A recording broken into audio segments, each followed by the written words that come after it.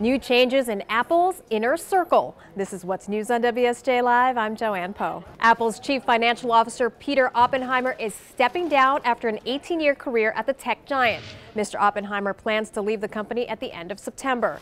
During his tenure as financial chief, Apple's annual revenue increased from $8 billion to $171 billion. Mr. Oppenheimer will be succeeded by Luca Maestri, who is currently Apple's Vice President of Finance and Corporate Controller. President Obama proposes a $3.9 trillion budget for fiscal 2015. The package includes new taxes on upper-income Americans and businesses, as well as many spending initiatives aimed at bolstering education, research, and low-income work programs.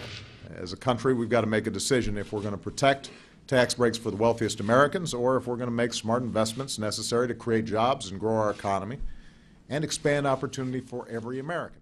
The White House says its budget would produce a $564 billion deficit for the fiscal year and forecasts the deficit will continue to fall to pre-recession levels by 2018. Mr. Obama proposing almost $1 trillion in new taxes over the next 10 years, with almost all of that revenue coming from higher taxes on estates and upper-income earners. The budget does include some changes to entitlement programs like Medicare and Social Security, but stops very short of the structural changes many Republicans are advocating.